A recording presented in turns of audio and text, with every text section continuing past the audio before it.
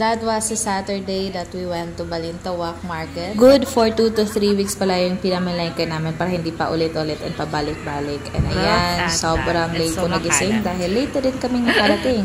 It's 12:20 when we got here in IHSL and 2 AM na rin ako nakatulog dahil syempre kailangan kong hugasan yung mga gulay and prutas and at the same time, antayin sila na mag-dry para i-store sa ref. So, tingnan nyo naman sobrang kalat ng space ko and I was planning to clean this on this day and then, ayan, nandyan pala yung coffee ko and sandwich para anytime na magutom ako, mabilis ko lang kunin. And also, masyado nang masikip dun sa cabinet namin kaya sobrang kinikip na lang namin yung mga things namin na pwedeng ikip dito sa personal space namin. I was also doing my decluttering here sa mga gamit ko. Yung mga hindi ko na magagamit, tinago ko na kasi sobrang liit lang naman ng cabinet ko. And yan, after that, I'm done. Ito na pala yung naging lunch ko kasi hindi na ako nakakain ng breakfast ng morning. And after that, nilinis ko na rin yung mga bedrooms namin ng bedmate ko and at the same time naglinis na din dito. Yan, sobrang kalat talaga. After ko maglinis, ayan, paunti-unti na akong naglabas ng mga pagkain na kailangan kong i-prepare para maggawa ng meal prep plan para hindi na ako magluluto during classes days. And ayan, nagpakulo na ako dito ng karne para hindi ko pa alam kung ilalagay ko ba yan or magiging sisinigang. Ito naman yung favorite ko, yung kangkong na may mga meat strip and at the same time na may egg. Ayan. Meron tayong string beans na may pork and yan, nilagyan ko siya ng label para hindi ako malito. And sa Tuesday lang naman ako may class sa Friday so wala nang Monday dyan. After that, nagbantay ako ng bata. Kita nyo naman. Ayan. And the next day, kinati mo na ako natulog at that night pala. Kaya pagising ko, bigla akong naibahan kasi masyado nang maliwanag. And I went to Noah's house kasi miss na miss ko na talaga si Noah. Ewan ko ba, everyday ko siyang nami-miss. Ayan. Happy birthday. Ba't parang sad ka na naligo ka na? Hi. Ay, what's your dada? Hi. Hello. We're done. Ligo. Tata for a day. Say hi. Sunday pala and kakatapos kong mag-church, pumunta ako kina Noah and ako yung magbabantay sa kanya at saka si Ate Ella kasi birthday ng nanay niya and yung hiling lang niya talaga ay maging free siya for half day. So ayan, pinagbigyan namin. So yummy with this munggo. Special munggo by Ate Ella. Talagang favorite ko yung dito na rin niya kami pinag-lunch. Yeah, pag smile po sa akong vlog, yeah. Vlog din ako niya. I'm trying to be consistent and balanced this time. Mala. Miss Rachel, na din makapaayo ni mo, nose. Tuko pa na siya. Na na na na na na na. You will see.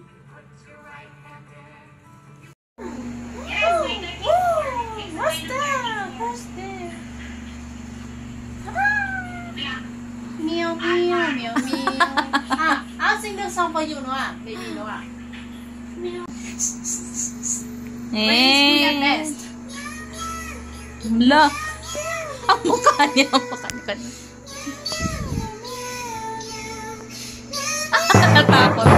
She's scared. She's scared. Uy! What did you do? She's scared. Tingnan mo. Noah, meow meow. Oh.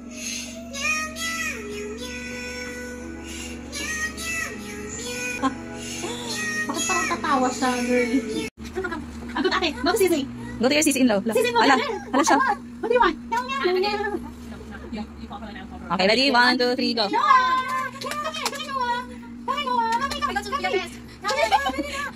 Why is she going? No, let's go. Oh, she's not sure. Dili lang daw. Dili lang. No one.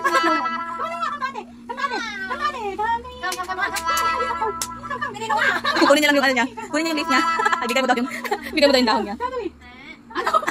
There's no one. Only your tata, ha? You like your tata? Oh, come to me. You hug me first. Hug. Hug first, hug. Only, hug. Hug. Sige na. Embrace. Ay, ayaw. Ayaw. Noah, where's the flood? Come. Noah, where's the ark? Not bahala ka. Ate, Sige, smile. sige. We'll fight the snake there. There's cobra and anaconda. Sige. Sa cellphone ni na, siya picture na. Mas klase pang mano. Yung sa oras ang age yun na usual. Ang butali kay naamong ko'y conflict ko. Nagitagaan ako 30 Happy birthday! Ay, gumaha sa birthday Happy girl. birthday to you. Ano, Diyo, dapat prepare. Then, give me the ano. Palagi siya niya. Ang katong bagda. Sobrang demand and time ko niya. Nakalain mo, nakaluto pa ako ng lumpia niyan. And ayan, so we're just gathering around para sa birthday ni Kay. Hindi nga lang kami complete kasi hindi naman na-invite yung iba. Hindi ko masyadong na-initiate yung birthday na ito. Kaya naman, we're so happy na nairaos pa rin namin. And happy yung birthday girl. Ito lang naman yung gusto niya. Simple lang talaga yung gusto niya na handaan. So yan, let's eat everyone. Ay, na siya ni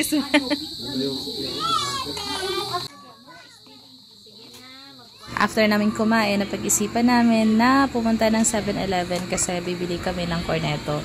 Ayan, favorite namin yung ice cream and mas maganda kung pumunta na lang din kami since walking distance lang naman sa amin yung 7-Eleven. Nag-vlog po siya. Here's the people. Ay nga nung partner. Lagot ko ha. Migari, wala liyo pa sa TL ah. Ay. Nagalit yung dog, nagbisaya ako. And yes, naging instant mommy tayo sa part na ito. Ako naman ang inani ni Ayo. Ito naman si Kari. Hindi ko pa na-try yan. Smile my love. Tapos yata mga inaanak ko nandito na sa school. Buti na lang talaga walang kaproblema. Isama to si Ayo. Sumusunod lang din. At napakabait lang din na bata. Possibly yung sister niya yung inaanak ko talaga. Pero ang hirap talagang ligawan ni Macy. Kailangan dapat everyday ako manligaw kay Macy para lumapit lang sa akin. After naming umuwi from 7-Eleven, ayun, tumambay muna kami kina Kuya Brian. And after 1 AM, ayun, nagsiuwian na rin kami kasi masyado ng gabi at dadamay na yung mga bata. So ayan, naghiwa-hiwalay na ang mga clingy. Bye Noah, love. Birthday is over. Hindi, sa inyo yan. Tagaan ko niya pa yung adri ko lang puyo. Basin, ano na. Joke lang. Wala.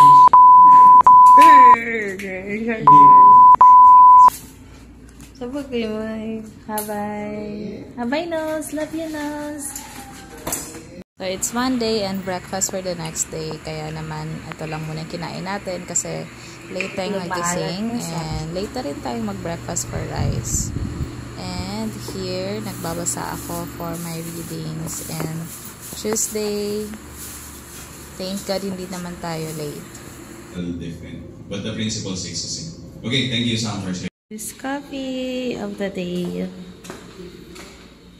So, tumambay muna ako dito sa kubo at binasa ko ulit yung readings namin. Binasa ko na ito last night pero sobrang wala akong naiintindihan. Parang lutang na lutang ako. So, I need refreshment and ayan. Thank God kasi mas lalo ko siyang naiintindihan nung binasa ko ulit. And I'm coming to my next class and my last class on Tuesday. Ayan, antok na yan. Pero kailangan magtiis, girl. There's the floor. Hi, Kuya Cesar. Sobrang na-appreciate ko lang itong Theo teacher namin kasi kung sobrang napaka-passionate niya last semester, ng second semester namin, mas lalong dumebli ngayon and mas lalo kong na-enjoy din yung topic namin. And after kong matulog for that afternoon, ayan, nag-attend naman ako ng aking counseling. Online nga lang. Since last year pala ay talagang faithfully na uma-attend ako ng aking counseling kasi I really need it for my mental health and healing at the same time sa inner child ko and lahat-lahat na yata na aspect ng buhay ko kailangan kong ipa-counseling kasi it would affect me as a leader someday and even up to this moment. Kung babalikan ko yung journey ko last first semester, talagang napaka-struggle that time and sobrang busy pa. Napagsabay ko lahat. Hindi ko yun na-anticipate. But at the same time, enough talaga yung grace ni God to uphold me kahit na sobrang hirap din. And iyak lang ako ng iyak nun. But I have to go through it all para move on tayo from the past, and I can say na maraming pinagbago yung buhay ko after that. So after that, nag-practice kami ng dance para sa family day, and here is Wednesday para sa aming first period. And here's our second period na bilisan na. Tatawanan kami niyan kasi supposedly term ko na magbasa ng Greek verse, pero naabutan kami ng time kaya Saved by the Bell. And of course, masaya din sila yung mga kasama ko doon kasi na-save din sila by the bell. Kailangan talaga na mag-practice magbasa ng Greek. Although nakakabasa kami pero hindi pa talaga yung fluent masyado. Ito pala yung mga classmates ko. Nakakamiss din talaga kasi hindi na namin sila classmates sa ibang mga subjects, and sa hallway na lang kami nakikita kasi this time na-emphasize na yung different na programs na kinuha namin, kaya naman eto, konti na lang kami, and nahaluan lang kami ng ibang higher years. Yeah, good morning!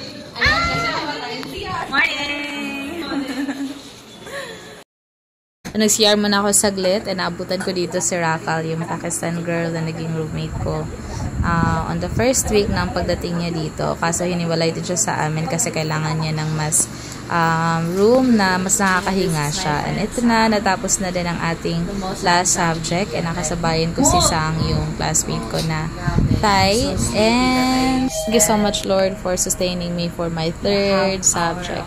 So ayan, I was about to go na sa Bright House to take my lunch. Where's is Our time is 2 to 5, right? Yeah, 2 to 5. 2 to 5? For the first year, I think 1 to 5. 2 to 5. For supporting my vlog. You're welcome. Hi. Nice eyes. She thought it's you. You didn't put any name kasi. That's why. Ah, my goodness. Calling us to start the ministry. So that's why you conduct survey in order. And then after that, by God's grace, I also been exposed to after. The truth is, we really find difficulty in deciphering them all.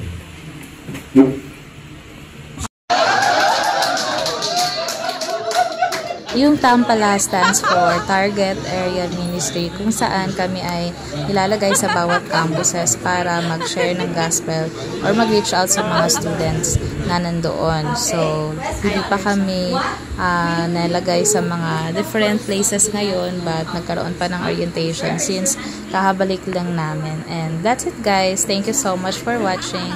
This is Sham Barbosa, an MA student, and I hope to see you guys on my next vlog. Paalam! Mabuhay!